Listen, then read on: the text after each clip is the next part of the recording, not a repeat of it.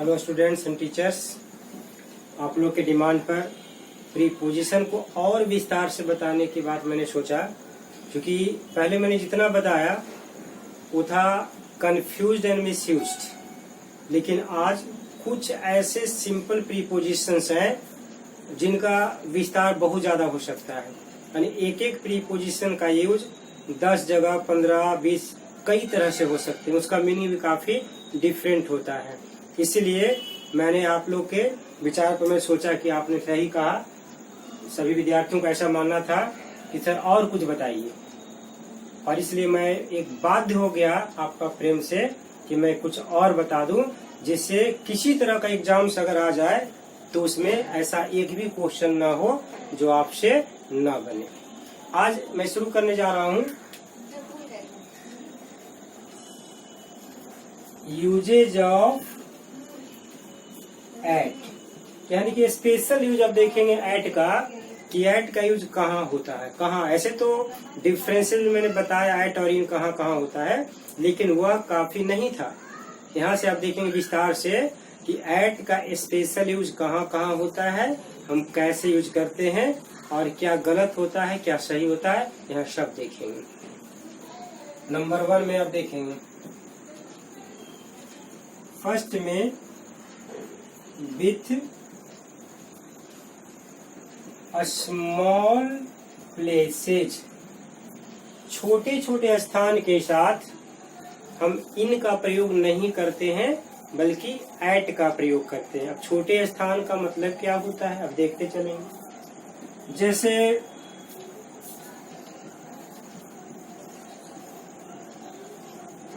मान लिया कि हम कोई भी ऐसा नाम ले लेते हैं गांव का, कोई भी गांव, आपका गांव भी हो सकता है, मेरा गांव भी हो सकता है, कोई भी विलेज की बात करते हैं। यहाँ देखिए एक विलेज है, जैसा कि मुझे मालूम है कि विलेज है, कोई भी विलेज आप ऐसा रख सकते हैं।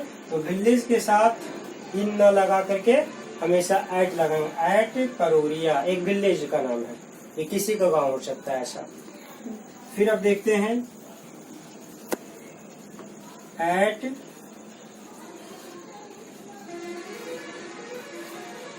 सिरगल्ला, ये क्या है, इसको आप कहेंगे पुलिस स्टेशन है। आपके गांव का भी कोई पुलिस स्टेशन होगा, आप ऐसे यूज कर सकते हैं।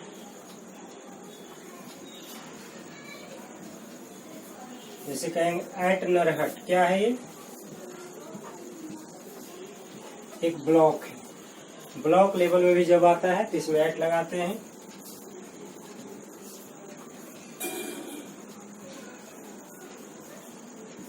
अब कहते हैं at Nawada, Nawada district town है, इसको कैसे लिख सकते हैं, और डिस्ट्रिक्ट टाउन है। तो ऐसे जगह में भी आप इसका यूज कर सकते हैं। इसको डी स्मॉल भी आप कर सकते हैं, बड़ा भी, कैपिटल भी। जब स्पेशल दिखाना रहे तो कैपिटल भी लिखा जाता है, इसलिए गलत नहीं होता है। अब जैसे देखिए नवादा कर दिए,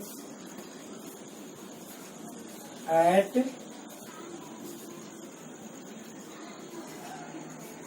कंकड़बाग अब कहते हैं, क्या है ये,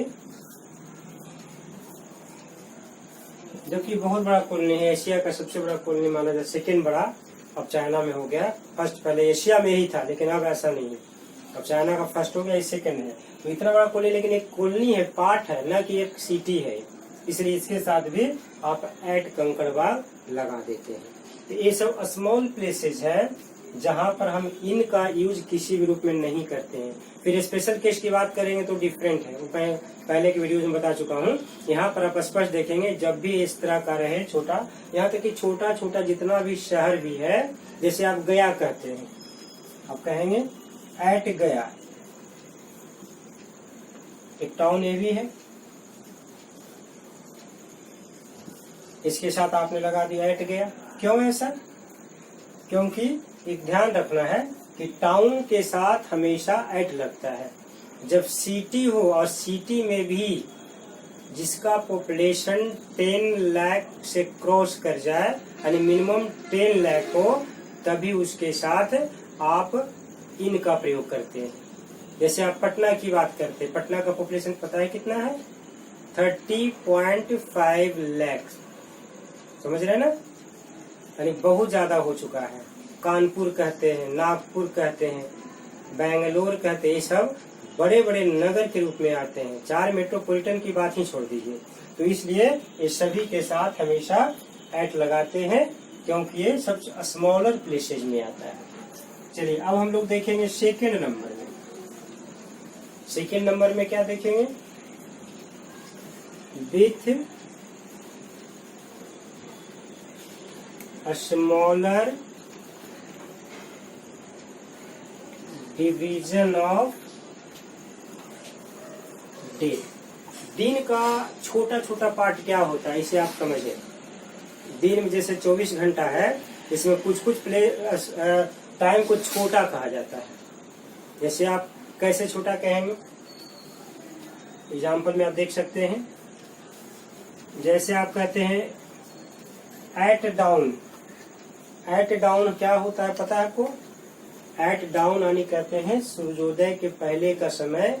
हिंदी में इसे कहते हैं उषा काल, यानी सूर्य उगने वाला होता है, लालिमा छा जाती है आकाश में, लेकिन अभी सूर्य उगा नहीं है, तो उस समय को उषा, छोटा सा पार्ट माना जाता है। यहाँ पर आप केवल एट ही लगा सकते हैं, इसमें इन डाउन कभी नहीं होता है, ऑलवेज एट डाउन। फिर आप देखेंगे दूसरा में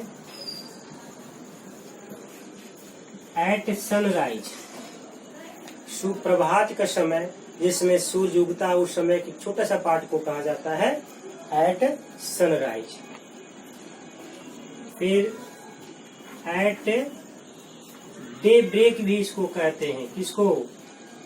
सूर्योदय के समय को डे ब्रेक भी कहा जाता है। तो यहाँ पर एट डे ब्रेक का भी यूज आप करेंगे, यह भी छोटा सा पार्ट है। अब जैसे दोपहर के समय के लिए क्या कहते हैं आप? जैसे कहते हैं एट नून। एट नून ये दोपहर का समय है, और दोपहर के फिर एट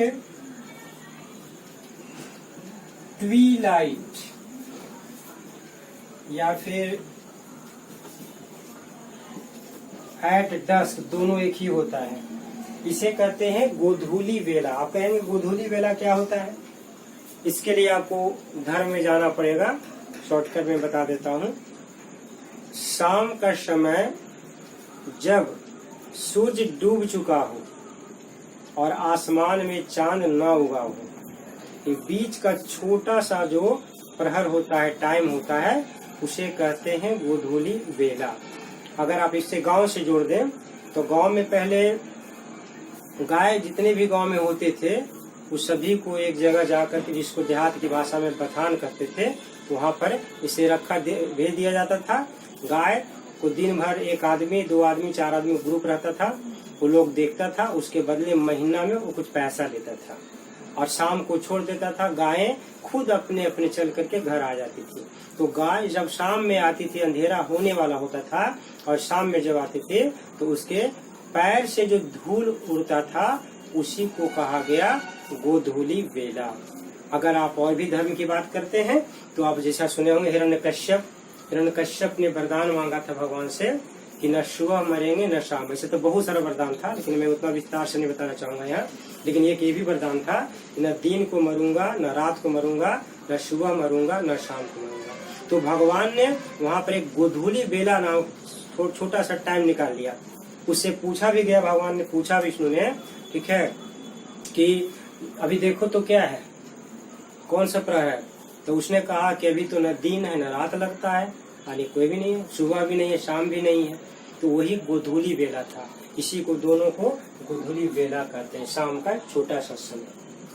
अब जैसे कहते हैं एट मिडनाइट, अर्धरात्रि का समय।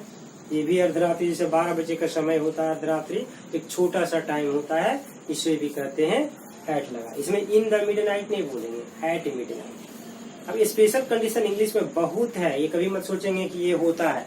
ये जनरल कंसेप्ट है कि ऐसा होता है, लेकिन इंग्लिश में अब जैसे ऐसा कुछ समय आ जाए जैसे मिडनाइट तक किसी का वेट कर रहे हैं, अब जैसे लग रहा है कि लंबा प्रहर है, लंबा समय है, तो ये मिडनाइट एक तरह से राइटर लोग यूज कर देता है in the midnight.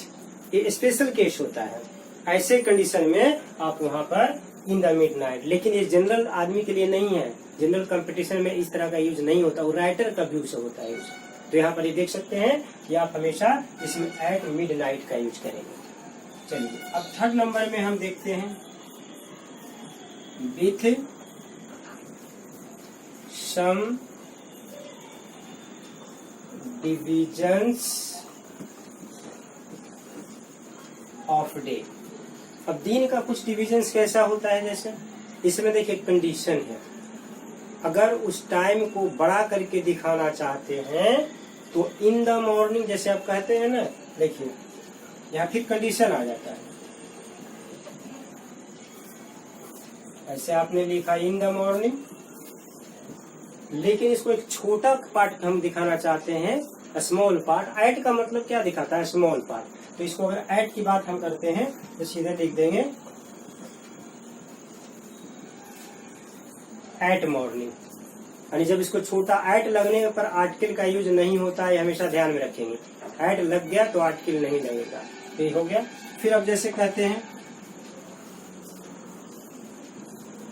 In the VSEPR,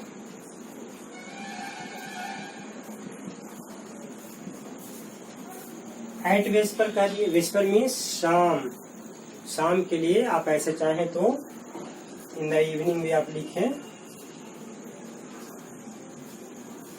in the evening, या फिर शॉर्टकट में यहाँ लिखे यहाँ से एट इवनिंग। यानी जब 24 घंटा के टाइम को आप स्मॉल पार्ट के रूप में इसको दिखाना चाहते हैं तो इसमें एट लगा देंगे, लेकिन अगर इसको बड़ा करके दिखाना चाहते हैं तो in the morning, in the evening आप ऐसे लिख सकते हैं। इस तरह से दोनों होता है। चलिए अब 4 नंबर में हम आते हैं। अब जैसे टाइम को दिखाते हैं तो इसको आप कर सकते हैं विथ ओ क्लॉक। देखिए ओ क्लॉक का मतलब होता है ऑफ क्लॉक। इसको भी आप समझ लेंगे, घड़ी का बजना, जैसे 9 ओ क्लॉक करते हैं तो 9 ओ क्लॉक मतलब 9 ऑफ क्लॉक होता है। अब लोग शुरू से एक रट चुके हैं, वो कुछ होता है, वो तो एक अल्फाबेट का लेटर है, ऐसे कुछ नहीं हो सकता है। लेकिन यहाँ पर ऐसे देने का मतलब क्या होता है, ये छिपा होता है। अब एक तरह से प्रैक्टिकल यूज होने लगा, अब इसी को लोग 8 ओ क्लॉक 9 ओ क्लॉक बोलना शुरू कर दिए, लेकिन ये मेन होता है ऑफ क्लॉक। तो इसके साथ अगर रहे जैसे 7 बजे, मान लिया आप कहते हैं 7 बजे, तो इसमें क्या लिखेंगे एट 7 ओ क्लॉक।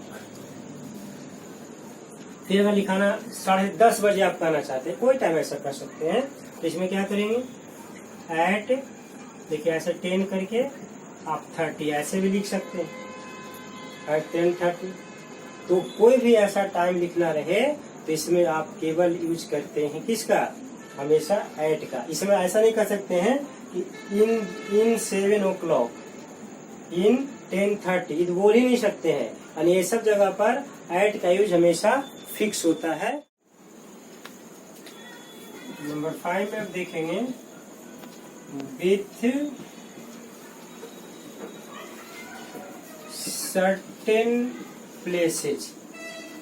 अगर आप सर्टेन प्लेसेज की बात करते हैं, कोई खास जगह की बात करते हैं, तो वहां पर एट आसानी से आप लगा सकते हैं। जैसे आप कहेंगे एट होम, ऐसे होम में बहुत सारे कंडीशन है, आगे मैं चर्चा करूंगा, लेकिन होम के साथ भी एट होम लगाते हैं। कुछ स्पेशल कंडीशन है जहाँ पर एट नहीं लगता है, लेकिन जनरली लगता है, जैसे ही इज एट होम, आप ऐसे बोल सकते हैं ना, एट ऑफिस। अगर ये दिखाना चाहते हैं ऑफिस में तो एट होम, एट ऑफिस कर देंगे। या फिर आप कहते हैं at a school, now he is at a school, तो एट अ स्कूल कह देंगे। एट कॉलेज आप कह देते हैं।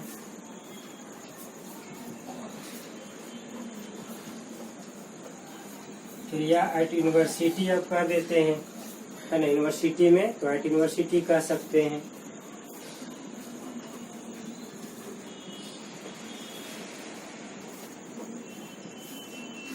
एट गंगा ब्रिज, मान लीजिए इस तरह से कोई भी चीज आप देना चाहते हैं, कोई भी स्थान फिक्स अगर दिखाना चाहते हैं तो ऐसे जगह में एट लगा देते हैं। सबसे कॉमन तरीका होता है। अब 6 नंबर में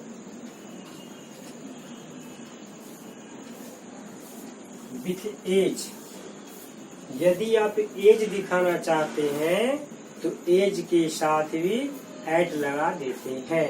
कैसे? जैसे आप कहेंगे एट 14, डायरेक्ट ऐसे लिख सकते हैं, यहाँ पर ईयर आदि देने की जरूरत नहीं है। At 14 I left school. आप इसको यहाँ ना दे करके आप यहाँ लिख सकते हैं आई लेफ्ट स्कूल एट 14, यानी इधर भी रख सकते हैं और लास्ट में भी रख सकते हैं। कोई भी काम अगर कहीं भी करते हैं तो इस तरह से आप यूज कर सकते हैं। इसका मतलब यहाँ पर क्या हुआ, एट द एज ऑफ 14। इसको पूरा अगर देखना चाहे तो आप ऐसे लिख सकते हैं कि I left school at the age of, इसको आप डिजिट में भी लिख सकते हैं और वर्ड में भी लिख सकते हैं, कोई दिक्कत नहीं। ऐसे तो इतना लंबा लिखने से क्या जरूरत, सीधे आप कर दिए एट 14, मीनिंग तो सेम वही निकल रहा है ना। इस तरह से भी आप आसानी से इसका यूज कर सकते हैं। कोई भी ये दिखाना चाहे तो ये इस तरह से यूज होता है। अब जैसे देखिए कुछ सर्टेन जैसे होता है विथ अपॉइंटेड टाइम, कोई सर्टेन टाइम है तो भी यूज कर सकते हैं विथ अपॉइंटेड टाइम। या फिर मान लिया कि जैसे कोई आप एक मोमेंट की चर्चा कर रहे हैं, आवर की चर्चा कर रहे हैं, तो उसमें भी लिख सकते हैं किसी क्षण के लिए आवर। यहाँ ईटीसी का मतलब इतना ही नहीं होता है, कोई भी सर्टेन अगर इस तरह से दिखाना चाहते हैं तो आप यूज कर सकते हैं। एग्जाम्पल में जैसे कहेंगे एट दिस आवर, है ना, इस तरह से यूज कर सकते हैं। कहीं पर भी कोई एट बेड टाइम कर सकते हैं, जैसे मान लिया एट बेड टाइम, सोने के समय में, यानी इस तरह का कोई भी रहे तो ऐसे जगह पर टू शो ऑर्डर। यहाँ ऑर्डर का मतलब क्या होता है, क्रम कहते हैं उसको। जहाँ क्रम कहीं दिखाना चाहे, जैसे एट फर्स्ट कहते हैं ना, at first, at second attempt, इस तरह से कर सकते हैं। एट लिस्ट भी कर सकते हैं। अब इसको जैसे एग्जाम्पल एक सेंटेंस में आप देख सकते हैं,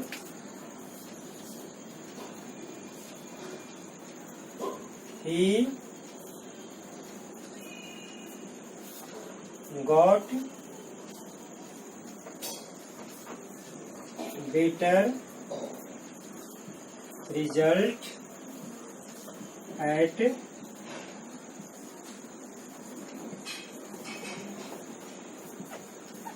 सेकेंड अटेम्प्ट, आप इस तरह से बोल सकते हैं। या फिर कह सकते हैं जैसे एट लीस्ट, कम से कम, आई कांट हेल्प हिम, कम से कम मैं उसकी सहायता नहीं कर सकता हूँ। इस तरह से भी आप सेंटेंस बना सकते हैं। फिर रेट दिखलाने के लिए यूज करते हैं आप, जैसे आप कह सकते हैं the car was at full speed, इस तरह से देखिए आप दिखा सकते हैं। तो यहाँ पर एट लगाना पड़ा। विथ सम सुपरलेटिव्स, उस सुपरलेटिव डिग्री के साथ भी आप ऐसा लगाते हैं। जैसे कहते हैं एट द वर्स्ट, ऐसा कर सकते हैं ना।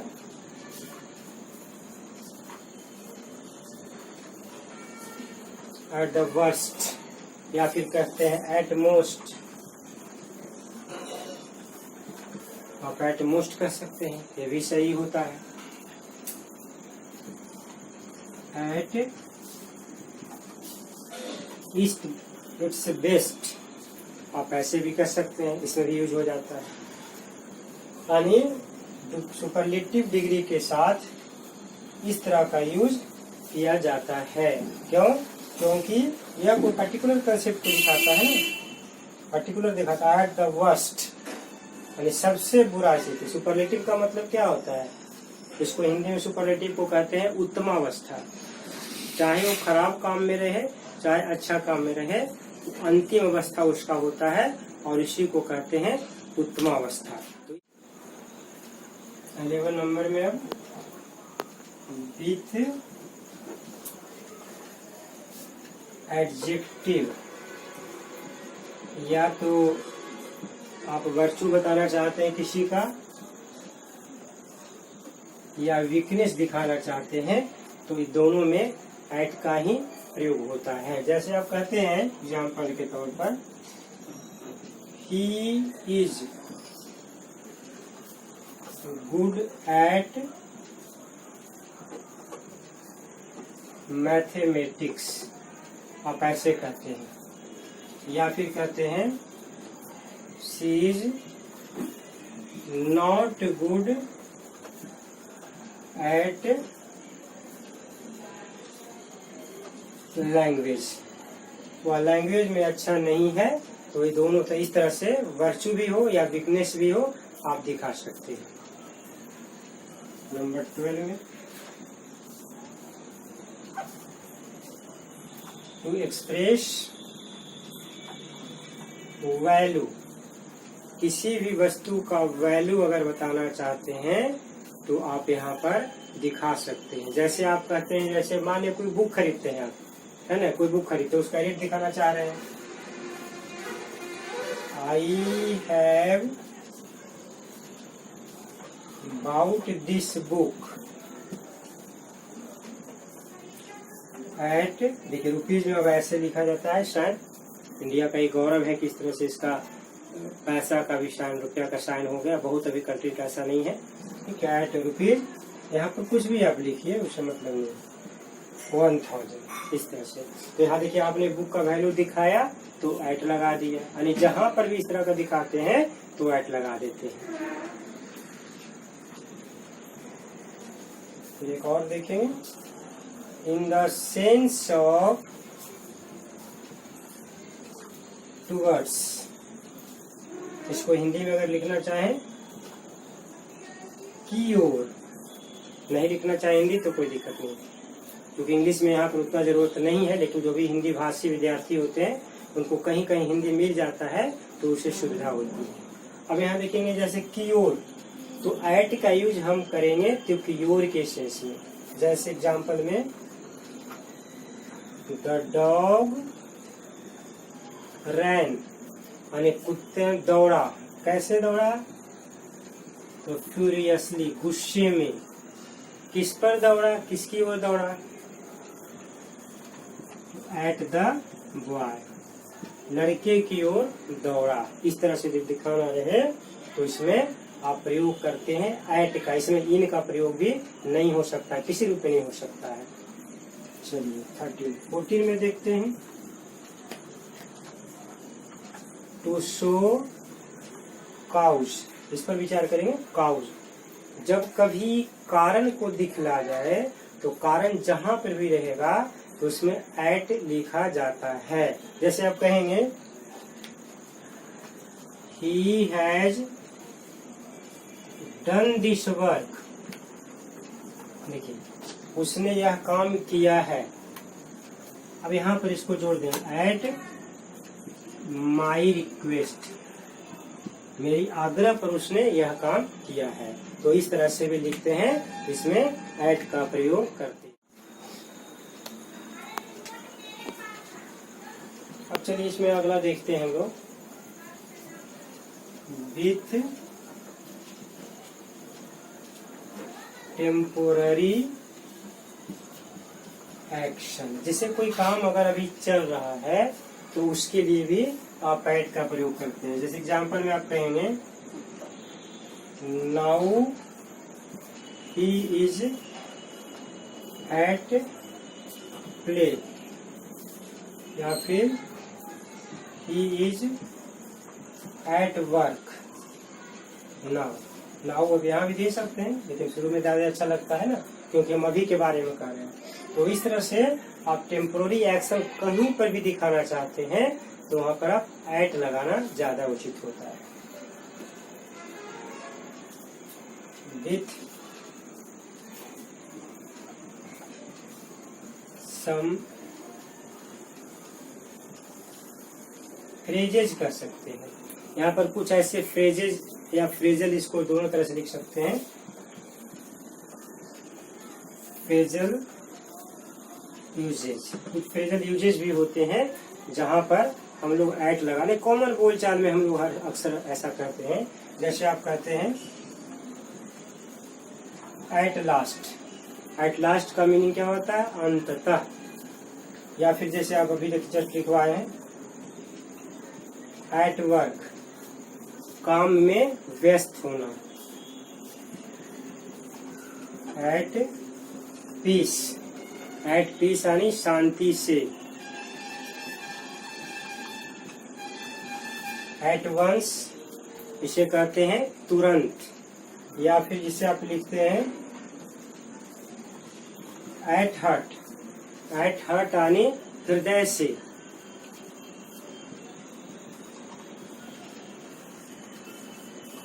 एट लेंथ कहते हैं, ये फ्रेज में आता है अंततः, उसको अंततः कहते हैं।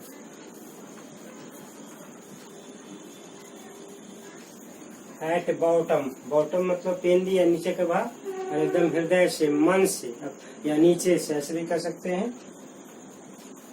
एट हैंड कहते हैं तो ये होता है नजदीक। जैसे आप कहते हैं the examination is eight hand, तो नजदीक के सेंस में आता है। एट स्टेक भी कहते हैं। एट स्टेक, दाव पर लगा होना, यहाँ पर एट भी लगा सकते हैं। फिर आप जैसे यूज करते हैं अक्सर फ्रेज में एट ऑल भी कहते हैं, ये कॉमन वर्ड है। एट फॉल्ट, एट फॉल्ट भी कहते हैं। यानी ये सब कॉमन ऐसा वर्ड है जहाँ पर अक्सर आप लोग यूज करेंगे। एट लीस्ट कह दिए। यानी इस तरह से बहुत सारे फ्रेजल यूजेज होते हैं जहाँ पर एट का प्रयोग होता है। तो इस प्रकार से आपने देखा कि एट को मैं कई तरह से बताया कि एट का यूज कुछ एक पर्टिकुलर पार्ट में नहीं होता है, बल्कि प्रीपोजिशन देखने में कितना छोटा एट, यानी सिंपल प्रीपोजिशंस जैसे एट, इन, ये सब जो देख रहे हैं, फॉर, ऑफ, फ्रॉम, ये सब छोटे छोटे वर्ड्स हैं, लेकिन सबसे ज्यादा एप्लीकेशन अगर देखा जाए तो इसी का है। इसे कहा जाता है सिंपल प्रीपोजिशंस, लेकिन ये सिंपल प्रीपोजिशंस नहीं होते हैं, ये काफी परेशान करने वाले प्रीपोजिशंस होते हैं। इसीलिए विद्यार्थियों के बार बार रिक्वेस्ट पर मैंने सोचा कि इसे विस्तार से और भी बता दूं। आज इस वीडियो में मैंने ऐड के बारे में बतलाया है, अगले वीडियो में आप इंतजार करें, उसमें इन के बारे में इसी तरह से हर तरह का कितना यूज हो सकता है मैं विस्तार से बताऊंगा। Thanks for watching this video.